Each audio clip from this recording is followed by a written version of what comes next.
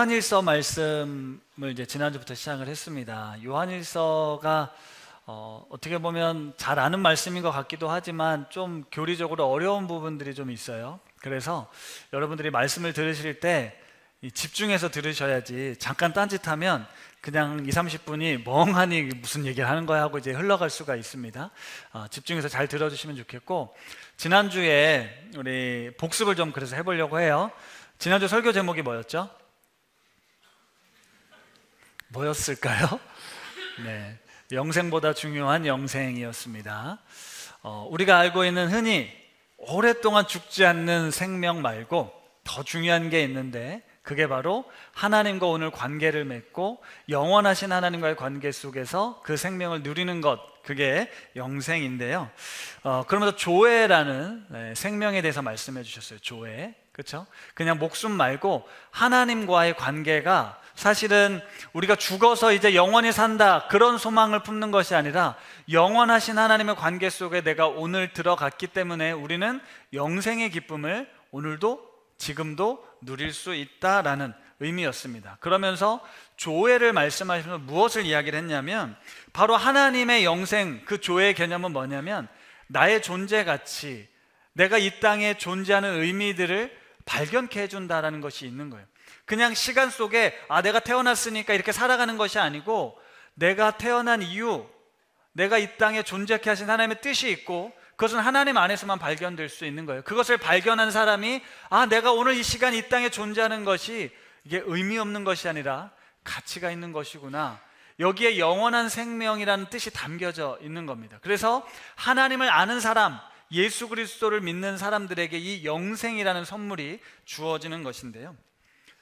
며칠 전 잘잘법의 김학철 교수님이 이런 주제, 어떤 분이 이런 질문을 한 것 같아요.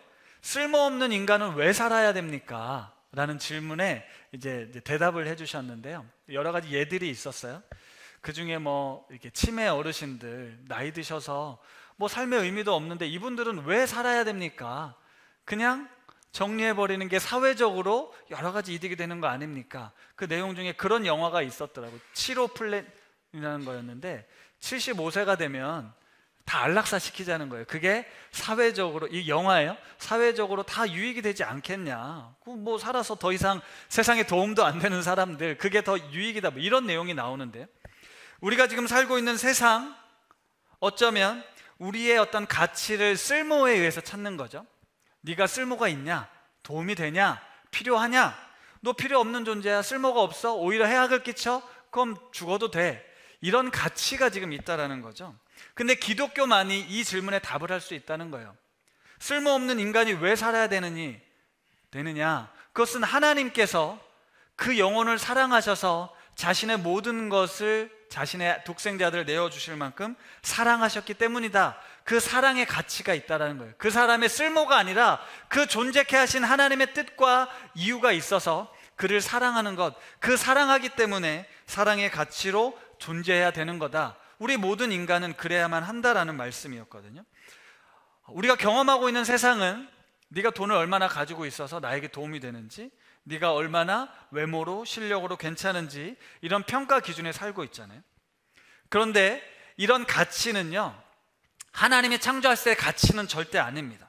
하나님의 창조 질서에 어긋나는 거예요. 왜 그랬을까요? 죄로 인해서 깨어진 세상의 적나라한 모습이 그렇다라는 거예요. 우리가 인간을 도구화하고 수단화하게 되었다라는 거죠. 나의 생존을 위해 너를 얼마든지 이용해도 되는, 힘 있는 사람이 힘 없는 사람이 위해 군림하는 것을 자연스럽게 당연하게 생각했지만, 하나님이 창조하신 세상은 절대 그런 세상이 아니었습니다. 그런데 그런 세상의 가치, 어떤 죄악된 가치들이요, 사랑으로 맺어진 가정, 아니면 어떤 사랑으로 세워진 이 교회 공동체 안에도 이상하게 같이 적용이 되고 있어서 지금 문제라는 거죠. 하나님이 사랑 가운데, 그 넘치는 사랑 가운데 우리를 창조하셨습니다. 세상을 창조하셨어요.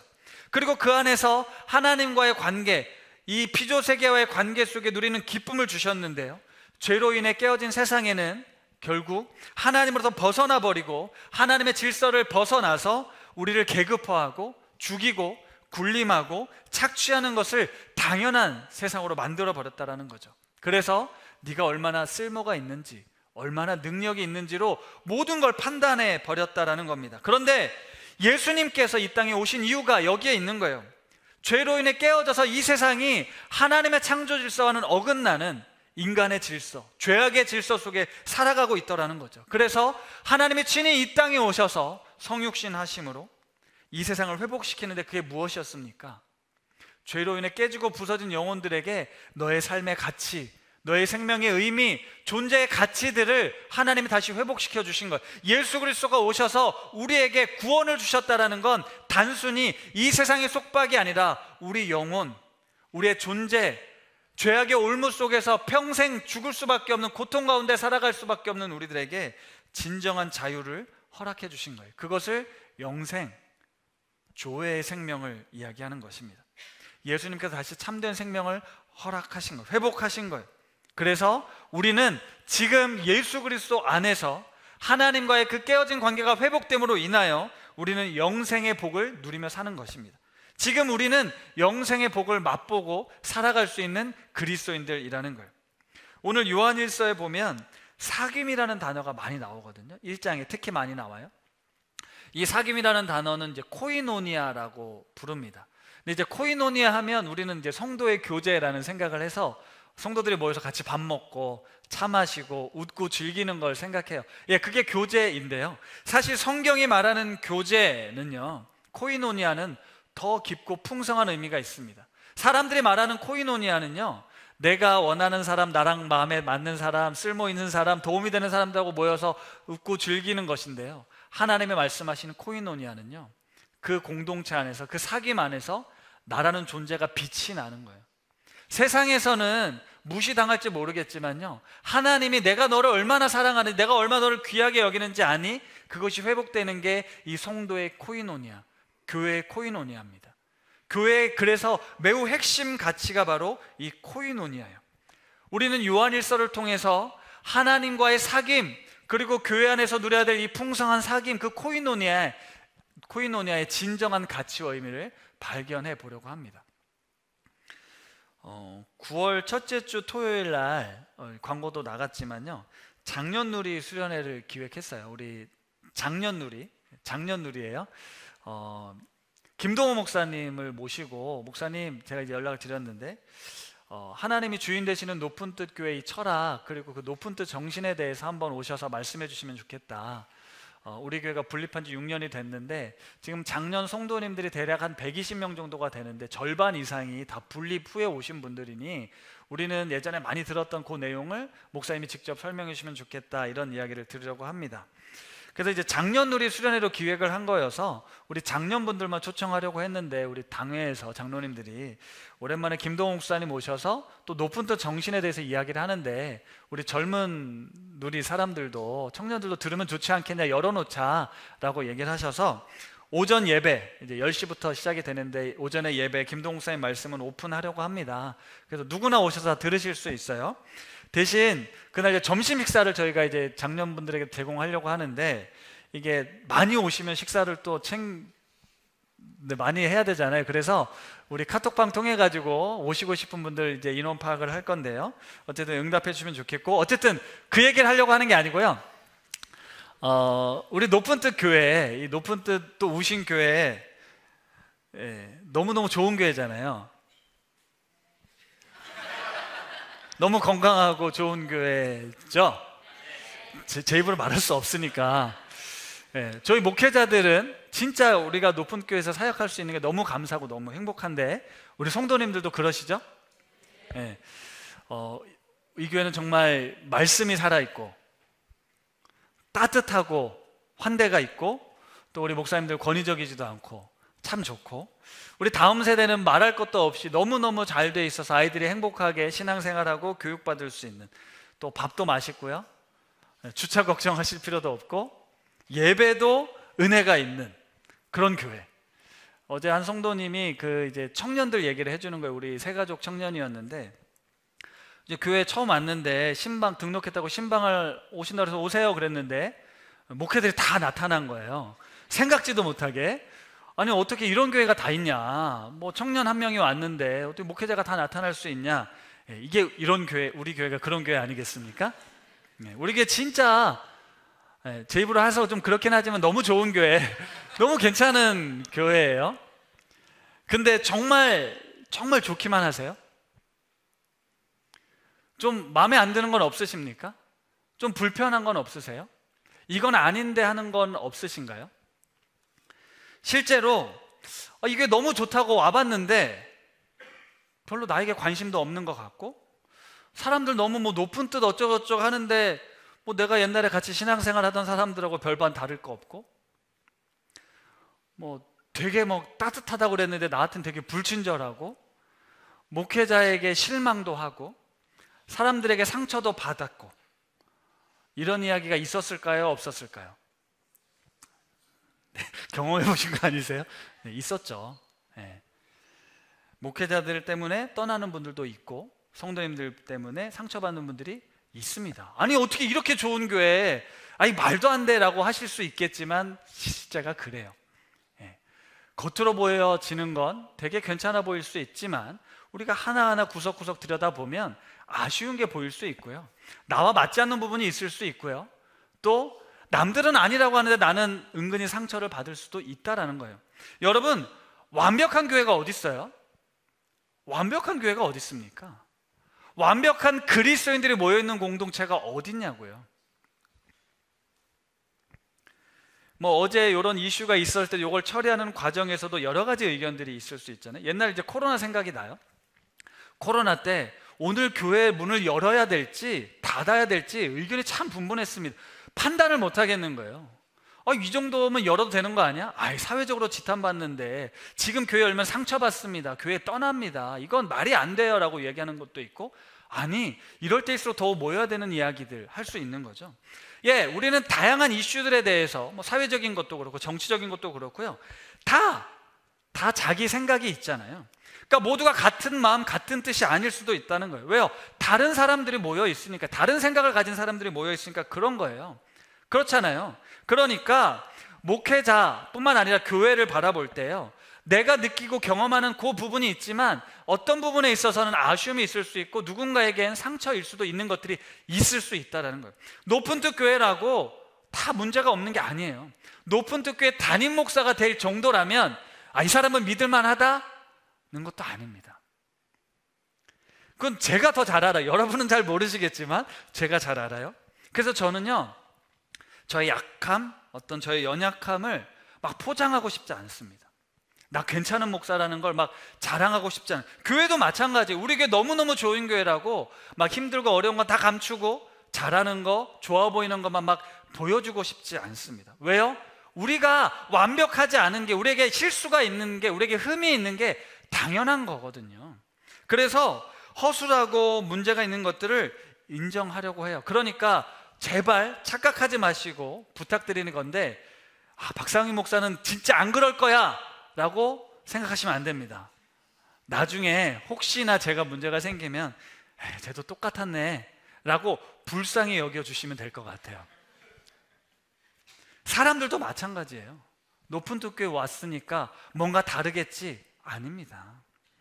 우리는 스스로 건강한 신앙인으로 서 있어야지 누군가와를 의존해서 나의 신앙을 새겨서는 안 된다는 거예요.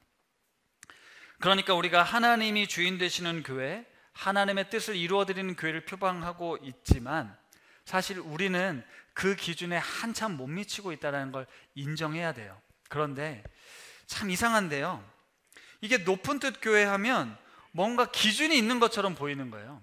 높은 뜻 교회 성도가 되려면 이 정도 자격, 어떤 뭔가 말할 수 없는데 그런 게 있는 것처럼, 그리고 은근히 내가 높은 뜻 교회를 다녔다라는 걸 자랑하는 경우들이 있습니다. 내가 오랫동안 이 높은 뜻을 잘 알아 라는 어떤 자랑이죠. 물론 자랑하려고 하는 게 아닐 수도 있어요. 그런데 다른 교회, 타 교회에서 오신 분들은 은연중에 자랑한다라는 거예요. 이 교회가 뭐 재정적으로든 어떤 뭐 학력으로든 뭐 사회적으로든 어느 정도 수준이 돼야만 높은 뜻 교회가 되는 것처럼, 높은 뜻 교인인 것처럼 이렇게 착각하게 만드는 건데요, 그렇지 않습니다. 절대 그래서도 안 되고 그럴 필요도 없고요. 그런데 이상하게 그런 분들을, 그런 걸 느끼는 경험들을 하게 된다고요. 그런 점에서 우리가 늘 철저하게 이런 부분들이 깨지도록 조심해야 되는데요, 마찬가지로 우리는 하나님 앞에 나아갈 때요, 예배할 때도 마찬가지지만 거룩해야 된다라는 이런 부담감이 있어요. 그러니까 하나님 앞에 나아갈 때 죄가 없이 거룩한 모습으로 있어야 된다라는 그런 강박이 있다고. 왜요? 하나님은 죄를 미워하시니까 하나님 앞에 나아가려면 순결해야 돼, 깨끗해야 돼, 정직해야 돼. 그런데 어떻습니까? 내 존재는, 내 현실은 그렇지가 않다고요. 그러니까 어떻게 합니까? 가면을 쓰고 나오는 거예요. 내가 그래야만 한다는 건 머리로는 알겠는데 실제 그게 안 되니까 교회에 오면 아무 일 없는 것처럼, 잘 지냈던 것처럼 내가 괜찮은 그리스도인 척 하는 거예요. 가시가 위선에 가면을 쓰고 서로 웃으면서 잘 지내셨어요? 예, 잘 지냈습니다. 별일 없죠? 예, 별일 없습니다 하고 지나간다고요. 이 거룩한 척 연기를 하는 건데요, 이건 자신을 속이는 겁니다. 이러면 교회로 오는 게 늘 부담이에요. 자유롭지가 못해요. 남들 앞에 뭔가 실수해서는 안 되고 꼬투리 잡혀서는 안 되기 때문에 그렇거든요. 이건 괴로운 신앙생활인 거예요. 하나님은 당신과의 사귐, 하나님과의 코이노니아는요, 우리에게 완벽함을 요구하지 않거든요. 근데 우리 스스로 그런 강박이 있다고요. 잘못된 어떤 가르침을 통해서 하나님 앞에선 죄가 없어, 의로워야 돼, 깨끗해야 돼, 이런 강박이 있다는 거죠. 여러분, 하나님에 대해서 절대로 오해하시면 안 됩니다. 오늘 요한일서 1장 5절에 이런 말씀이 있는데요, 우리 같이 한번 읽어볼게요. 시작.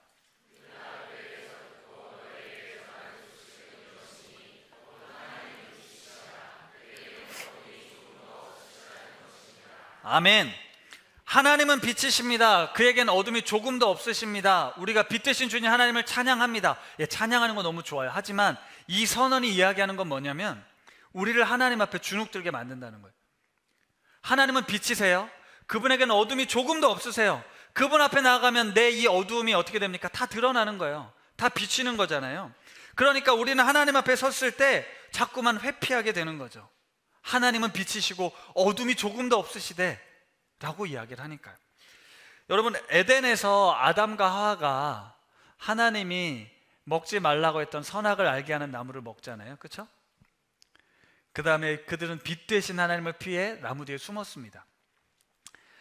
죄에 대한 부끄러움, 내가 죄를 졌구나, 이게 죄구나라는 걸 깨달아서 부끄러움을 가졌을 수도 있고요, 하나님의 말씀을 어겼으니 무서워서 피한 것일 수도 있어요. 근데 이제 어제 박신혜 목사님하고 얘기를 하던 중에 이들이 하나님의 낯을 피한 이유는 부끄러워서, 혼날까 봐 무서워서이기도 하겠지만 하나님에 대한 오해를 하게 된 게 아닐까라는 이야기를 하셨어요. 무슨 말이냐면 분명 선악을 알게 하는 나무를 먹으면 어떻게 된다고 했죠? 정령 죽으리라고 말씀하셨거든요. 자, 근데 사단이 꼬셔서 먹었습니다. 어떻게 됐어요? 안 죽었잖아요. 멀쩡했잖아요. 눈만 밝아졌잖아요. 하나님 말씀이 맞아? 틀린 거 아니야? 하나님 왜 먹지 말라고 하셨지? 이게 무슨 의미지? 하나님 정말 맞아? 이렇게 의심, 하나님에 대한 오해를 할 수 있었던 거다. 이제 이런 이야기를 했는데 충분히 그런 추측도, 생각도 해볼 수 있습니다.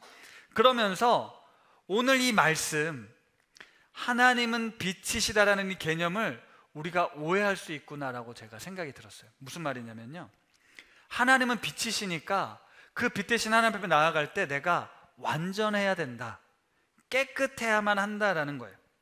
그래야만 하나님 앞에 나아갈 수 있다라는 거죠. 당시에 예수님 당시 초대교회 영지주의라는 이단 이야기를 했잖아요. 그러니까 초대교회에 하나님을 믿고 예수님을 따르는 사람들에게 두 가지 극단적인 형태가 나타났는데, 첫 번째는 금욕주의였어요. 그러니까 하나님을 믿는다면, 하나님을 믿는 사람이 된다면 죄를 멀리해야 되잖아요. 모든 유혹, 이런 것부터 우리의 자신을 지켜야 되잖아요. 그래서 극단적인 금욕 생활을 하는 겁니다. 세상과 동떨어져서 수도원에 가고 광야에 가서 하나님, 내가 하나님만을 온전히 사랑합니다, 하나님 말씀만 지키겠습니다, 세상 모든 걱정과 근심과 두려움에서 나를 지키겠습니다 해서 그런 극단주의, 금욕주의자들이 생겨났고요. 그 정반대로 쾌락주의자들이 나타났어요. 영지주의가 뭐였어요? 육체는 어차피 더러운 거야, 영적인 깨달음만 중요해, 그거면 다 돼 라고 이야기를 한 거죠. 여러분, 우리 육신은요 가능성이 없잖아요. 우리가 완벽해질 수 있나요? 깨끗해질 수 있나요? 죄를 안 지을 수 있나요? 그게 불가능하잖아요. 그러니까 오히려 어떻게 된 거냐면 육체는 중요하지 않아. 육신을 입고 있는 동안은 그건 중요하지 않아. 거기에 매이지 마. 그냥 네 하고 싶은 대로 해. 그건 중요한 게 아니야. 대신 영적인 진리를 깨달아야만 해 라고 극단적 쾌락을 누리면서도 나는 영적인 깨달음이 있으니까 나는 너무너무 자유로워, 이렇게 활개치던 이단들이 있었다고요. 사람들은요, 금욕주의를 선택하든 이 영주의자들의 쾌락주의를 선택하든 그렇게 하나님 앞에 내가 완전해야 되는구나, 완벽해야 되는구나 라는 생각을 했더라고요. 이건 하나님에 대한 오해입니다. 하나님은 예수 그리스도를 성육신, 인간의 몸을 입고 이 땅에 오게 하셨어요. 그런 오해를 해소하고자. 예수님은요, 우리처럼 똑같이 태어나서요, 아기 어린 시절을 지나서 성년이 되었습니다. 성경에 자세하게 기록되어 있지 않지만 예수 그리스도도 우리처럼 똑같은 육신의 몸을 입고 살아가셨다고요. 하지만 그분은 하나님 앞에서 십자가에 달려 죽으심으로 하나님과 우리의 온전한 사귐의 길을 열어주셨어요. 무슨 뜻이냐? 육신을 입은 인간도 하나님과의 사귐의 길이 열렸다라는 거예요. 이게 복음입니다. 이게 하나님의 신비예요. 사실 우리 죄인된 인간은 하나님 앞에 나아갈 수 없잖아요. 그게 맞죠? 빛 대신 하나님 앞에, 어둠이 하나도 없는 하나님 앞에 나아갈 수 없는 존재가 맞아요. 우리는 하나님을 믿지만요, 여전히 어둠 가운데 행합니다. 보이지 않는 곳에서 우리가 무슨 말을 하고 어떤 생각을 하고 어떤 마음으로 범죄하는지 우리는 잘 몰라요. 6절 말씀에 보면 하나님과 사귐이 있는데 어둠에 행하면 거짓말하는 것이다 라고 말하죠. 하나님과 사귐 가운데 있다면 당연히 빛 가운데 행해야 되는데 내가 어둠에 행하고 있다면 거짓말하는 거라고요. 우리의 실존은 빛 가운데 행하지 못할 때가 더 많지 않습니까? 그러니까 우리는 거짓말하는 자라고요. 근데 여러분, 거짓말하는 자라고 말하면 좋겠어요? 그러니까 다시 외식과 위선과 가식의 가면을 쓰는 거죠. 하나님을 믿으니까 죄를 지으면 안 되잖아요. 하나님을 믿는다고 하는데 어둠 가운데 있으면 안 되잖아요. 그렇게 보여져야 한다라고 생각한다라는 거죠. 이것이 나와 하나님 사이의 관계를, 나와 너 사이의 관계를, 진정한 코이노니아를 막는다고요. 이것이 진정한 하나님과의 사귐을 막아요. 왜요? 내가 거룩하지 않은데 거룩한 척 하니까 계속 가면을 쓰는 거죠. 아니, 그 모습 그대로를 하나님은 괜찮다라고 말씀하시는데 우리는 연약한 존재니까 서로 그것을 이해하고 받아들여야 된다라고 말하는데 우리는 그러면 안 된다라는 생각에 하나님 앞에 나아가는 것도 주저주저 하고요, 서로 가운데 연약함 가운데 관계를 나아가는 것도 두려워한다라는 거죠. 이 관계를 유지하기 위해 어쩔 수 없어요 라고 말하지만 이것은 하나님에 대한 잘못된 오해에서 나온 것들이라는 거예요. 말씀을 준비하면서 갑자기 우리 애들이 생각이 났어요. 자녀들을 키우면서 예전에는요, 한 방에서 같이 먹고 자고 웃고 떠들고 하던 아이들이 이제 좀 크면 어떻게 되죠? 다 자기 방으로 가잖아요. 그리고 꼭 문을 닫습니다. 그 안에서 뭘 하는지 우리 너무 궁금해요. 그런데 우리 아이들이 하는 행동, 뭘 하든지 이게 떳떳하면 부모님이 봐도 아무렇지 문제가 않으면 열어놓겠죠. 하지만 본인들도 아는 거잖아요. 보면 혼날 거, 또 잔소리 들을 거를 알지 않습니까? 이게 숨기고 싶고 드러내고 싶지 않은 것들이 있으니까 이제 숨는 거죠. 가리는 거죠. 드러나면 잔소리 들으니까, 혼나니까. 이게 자기 모습을 알기 때문이에요. 그게 우리의 죄성이잖아요. 그런데 우리 부모님들이 서운한 건 뭐예요? 이게 잔소리하는 게 네가 그거밖에 뭐 안 되는 인간이라는 걸 알려주기 위함입니까? 너는 진짜 게임밖에 모르는 그런 쓸모없는 존재야, 이런 얘기 하려고 하는 거예요? 우리는 그 아이들을 제대로 잘 키우고 싶은, 바른 길로 인도해주고 싶은 마음으로 하는 거잖아요. 괴롭게 하려고, 힘들게 하려는 게 아니잖아요. 잘 되게 하려는 목적이 있는데 우리 애들은 그걸 싫어합니다. 그냥 내버려 두기를 원하는 거예요. 왜 그럴까 잘 생각해 보면요, 그 아이들이 그런 이야기를 들으면 내가 잘못했다는 걸 지적한다, 나를 자유롭지 못하게 한다라고 생각하기 때문에 그래요. 이게 우리 안에 있는 죄성이더라고요. 빛을 비추는 것이요, 잘못을 들추어내는 용도로 쓰인다라고 우리가 생각하기 때문에 그래요. 사람들이 주로 하는 행동이 그거거든요. 잘못을 들춰내는 거예요. 뉴스에 보면요, 연예인들도 그렇고 뭐 정치인들도 그렇고 뭔가 잘못 하나만 잡히면 내 그럴 줄 알았다, 내 저 인간 내가 저럴 줄 알았어 라고 하면서 달려들잖아요. 내가 그렇게 썩어 빠진 인간, 부패한 인간, 욕심 많은 인간인 줄 알았다, 성적으로 타락한 놈일 줄 알았다 이러면서 그게 마치 정의를 바로 세우는 것처럼 느리는데요, 사실 우리의 목적은요, 그 빛을 비추는 목적이 그 어둠을 드러내서 그를 무너뜨리고 죽이는 것이에요. 그리고 실제로 그런 일들이 비일비재하게 일어나잖아요. 우리는요, 하나님의 빛을 마치 그런 빛이라고 생각한다는 거예요. 그 빛이 비추면 내 죄악이, 내 더러움이 드러나서 벌받을까봐, 혼날까봐 그런 두려움 가운데 있다고. 아니요, 하나님의 빛은 그러려고 비추는 빛이 아닙니다.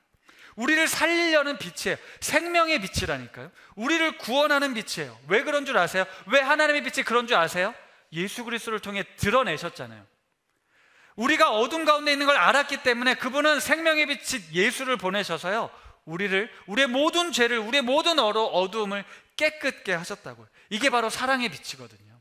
그 사랑의 기초에서 하나님은 우리에게 다가오신 거예요. 우리가 그 사랑의 빛, 예수 그리스도의 빛을 알게 될 때 우리는 이 어두움과 더러움에서도 불구하고 하나님 앞에 나아갈 수 있게 되는 거거든요. 그런데 그 빛이 우리를 공격하고 우리를 비난하고 우리를 저 지옥에 빠뜨리기 위한 빛이다라고 생각하면 우리는 계속해서 숨을 수밖에 없는, 회피할 수밖에 없는 거죠. 사랑하는 성도 여러분, 예수 그리스도의 십자가의 보혈이 우리 관계의 매개체예요. 하나님과 나의 관계뿐만 아니고요, 사람들과의 관계도 마찬가지예요. 예수 그리스도로 맺어진 관계라는 거예요. 우리는 이렇게 관계를 맺는 게요, 내 이익, 나의 쓸모, 나의 필요에 의해서 관계를 맺는 게 아니고, 이 교회는요, 그리스도인들은요, 예수 그리스도가 나에게 행하신 그 일, 나를 구원하시고 나를 사람답다 말씀하시고 나를 가치 있다 말씀하신 예수 그리스도의 은혜, 그 존재 가치의 회복이 나에게뿐만 아니라 당신에게도 일어난다라는 사실을 증거하는 게 바로 그리스도인의 삶이라는 거죠.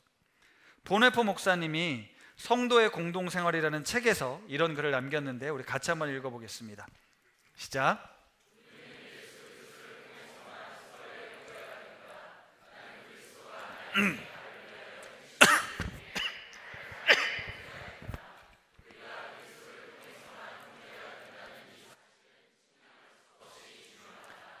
그리스도인으로서의 교제는 그리스도인 자신의 영성, 그의 경건함 등으로 공동체의 기초를 삼는 것이 아니다. 오직 그리스도가 우리를 위해 행하신 일에만 근거한다. 이것은 초기 단계에서만 그렇고 도중에 그 외에 다른 무엇이 공동체에 추가되어야 하는 것이 아니다. 영원토록 그렇게 존재한다. 이 교제는 오직 예수를 통해서만 계속 소유할 수 있게 된다. 그 화면 잠깐 띄워주시고요.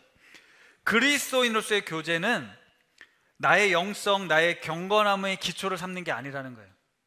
내가 여기 이 공동체에 소속될 만한 어떤 자격을 갖추었기 때문에, 그 영성이 있기 때문에 공동체 일원이 되는 게 아니라는 거예요. 우리가 이 공동체에 있는 유일한 이유는 예수 그리스도 때문이라는 거예요. 그래서 예수 그리스도를 위해, 예수 그리스도가 우리를 위해 행하신 일의 근거에서 우리의 관계가 이루어지고 있다는 거예요. 근데 그게 첫 만남, 초기에만 그런 게 아니라는 거예요. 우리는 이 정도 했으면, 이 정도 신앙생활 했으면, 이 정도 관계 했으면 너도 좀 해야 되는 거 아니야? 너도 좀 봉사해야 되는 거 아니야? 너도 좀 이해해줘야 되는 거 아니야? 너도 좀 뭔가 쓸모있는 일을 해야 되는 거 아니야? 라는 걸 요구할 수 있는데요, 요구하곤 하는데요, 그렇지 않다라는 거예요. 영원토록 그냥 그리스도 때문에, 예수 그리스도가 우리 가운데 행하신 그 일 때문에 우리는 이 관계 속에 있는 거거든요. 시간이 지나고요, 관계가 늘어나면요, 자꾸 욕심이 생기고, 자식들하고도 다 마찬가지예요. 처음에 무조건적인 은혜와 사랑을 받던 우리들이 점점 더 요구되어지는 것이 많고, 그러다 보면 실망하게 되고, 그러다 보면 멀어지게 되는 겁니다. 아니요, 우리 공동체는요, 예수 그리스도 그분 한 분 때문에 여전히 사랑하고 여전히 이해하고 여전히 용서할 수 있는 게 바로 복음이라는 거예요. 예수 그리스도를 통해서만, 그분의 진정한 사랑 가운데서만 하나님과의 사귐, 성도의 교제가 이루어지는 것입니다. 그런데 우리가 이 복음의 정수를 깨닫지 못하고 예수 그리스도의 피가 우리를 모든 죄에서 깨끗게 하셨다라는 이 복음의 진리를 받아들이지 못해서 여전히 우리는 어둠 가운데 있으면서도 거짓말을 하고요. 나는 죄가 없다라고 스스로를 속이고요. 우리가 범죄한 적이 어디 있냐라고 하나님 앞에 거짓말하고 있다는 겁니다. 사도 요한은 그걸 지적하고 있어요. 여러분들 속일 필요 없습니다. 거짓말할 필요 없습니다. 인정하십시오. 자백하십시오. 고백하십시오. 우리 하나님은 미쁘고 의로우셔서 우리 모든 죄를 깨끗게 하신 분이십니다. 그러니 자유하십시오라고 말하는 거예요. 우리가 어둠 가운데 노출되어 있다는 것, 내가 세상 속에 살면서 직장 가운데 있으면서 우리 가정 안에서 내가 그럴 수밖에 없는, 왜요? 나의 연약함, 나의 죄성이 드러날 수밖에 없습니다. 내가 또 실패했습니다. 내가 또 범죄했습니다. 인정하라는 거예요. 내 안에 죄가 가득합니다. 내 안에 미움이 가득합니다. 인정하라는 거예요. 나는 하나님 앞에 늘 죄인이라고 시인하라는 거예요. 고백하라는 거예요. 이것이 우리 그리스도인의 출발입니다. 신앙의 출발이에요. 그리고 이 고백이 우리를 진정한 자유로 이끌어갈 거예요. 9절 말씀 한번 같이 읽어보겠습니다. 만일 우리가 우리 죄를 자백하면 그는 미쁘시고 의로우사 우리 죄를 사하시며 우리를 모든 불의에서 깨끗게 하실 것이요. 여러분, 믿지 않는 사람들은 당연히 하나님을 모르죠. 그런데 그리스도인들 역시 하나님에 대해서 오해해서는 안 됩니다. 하나님이요, 그 빛을 비춰서 너 잘못했으니까 벌 받아, 너 심판받아야 돼, 너 지옥불에 떨어져서 영원토록 고통받아야 돼 라고 하시는 분이 아니십니다. 그런 하나님을 믿으면요, 자꾸만 뭔가 경건해야만 한다고 생각해요. 도덕적으로 윤리적으로 완벽해야 된다는 그런 의식에 매입니다. 주의를 잘 지켜야 되고요, 거짓말해서도 안 되고요, 나쁜 짓 해서도 안 되고요. 그런데 우리는 너무 연약해서 너무 스스럼 없이 거짓말도 하고 잘못된 생각도 하고 유혹에 넘어가기도 한다라는 거죠. 하나님이 이런 우리의 실존을 너무너무 잘 아신다니까요. 그런데 그런 우리가 하나님을 믿었으니 너 더 이상 죄를 지면 안 돼, 한 번만 더 하면 너 지옥에 보내버릴 거야. 우리 하나님은 그런 하나님이 아니시죠. 대신 우리에게 요구하시는 건 뭐냐면 너의 연약함을 인정하라는 거예요. 고백하라는 거예요. 자백하면 그는 미쁘시고 의로우셔서 우리의 모든 죄를 사해 주시겠다고 약속하시는 거거든요. 요한복음 1장 4절 5절, 그 안에 생명이 있었으니 이 생명은 사람들의 빛이라. 빛이 어둠에 비치되 어둠이 깨닫지 못하더라. 여러분, 우리는 그 빛을 깨닫지 못한, 하나님을 받아들이지 못한 사람이 아니고요, 그 생명의 빛을 받아들인 존재들이라고요. 근데 그 빛은 어떤 빛이라고요? 우리를 살리는 빛이에요. 우리를 지적하고 비난하고 정죄하기 위한 빛이 아니라고요. 그래서 우리에게 생명이라고 말씀하는 거예요. 그래서 우리에게 생명이라고 말씀하는 거예요. 하지만 세상은요, 그 빛이 비추었을 때 깨닫지 못하는 거예요. 여러분도 만약 그런 하나님을 믿는다면 깨닫지 못하는 것과 다를 바 없습니다. 영접하는 자, 곧 그 이름을 믿는 자들에겐 하나님의 자녀가 되는 권세를 주시겠다라는 요한복음의 말씀은요, 조금 전에 읽었던 그 말씀, 생명의 빛을 받아들인 사람들에게 내가 하나님의 자녀가 되는 권세를 주시겠다라고 약속하신 거거든요. 사랑하는 성도 여러분, 저는 우리 그리스도인들이 용기가 필요하다고 생각합니다. 그 용기는 어디서 나오냐면 하나님께서 우리를 사랑하셔서 예수 그리스도를 이 땅에 보내시고 십자가에 달려 죽으셔서 우리의 모든 죄를, 우리의 모든 연약함을, 우리의 모든 허물을 용서해 주셨다, 깨끗게 하셨다라는 사실을 믿는 믿음에 근거하면 우리는 용기를 낼 수가 있어요. 나의 부끄러움, 나의 실수, 나의 연약함을 고백할 수 있는 용기가 생긴다고요. 하나님 앞에서도 고백하고요, 우리 서로 사람들 앞에서 잘못한 것도 말할 수 있다고요. 왜요? 하나님께서 이 모든 것들을 용납하셔서 내가 오늘 이 자리에 있을 수 있기 때문에 오늘 그 삶을 우리 삶 가운데도 그렇게 드러낼 수 있다라는 거예요. 감추려 하고 숨기려 하고 나는 아니다라고 말하기보다 우리 안에 계신 예수 그리스도께서 그 일들을 행하셨으니 우리 서로 그 연약함을 받을 수 있는 그런 공동체가 됩시다. 그게 우리의 소망입니다. 우리가 완벽한 존재가 아니라는 사실 인정하고 우리의 연약함을 자백함으로써 빛 가운데 나아가 온전한 치유와 회복이 우리 가운데 일어나기를 간절히 소망합니다. 여러분, 가족도 자녀도 이웃도요, 사랑하시죠. 사랑해야죠. 사랑할 만해서, 사랑할 만한 짓을 해서, 예쁜 짓을 해서, 마음에 드는 짓을 해서 사랑합니까?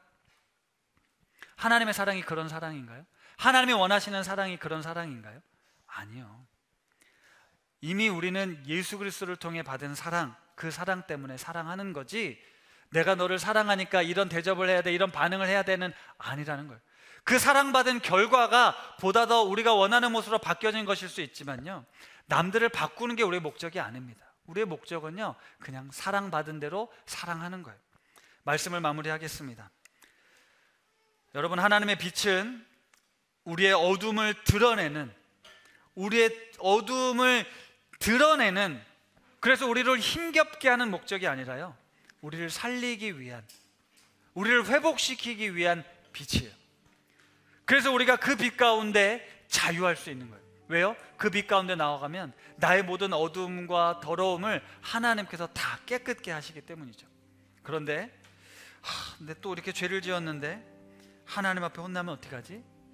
저 사람들이 나를 이렇게 생각하면 어떡하지? 내가 또 실수하고 내가 잘못해서 문제를 일으키면 어떡하지? 나 또 인정받지 못하고 여기서도 도태되면, 여기서도 실망시키면, 구원받지 못하면 어떡하지? 이런 불안, 이런 두려움은 우리를 자유하게 못한다고요.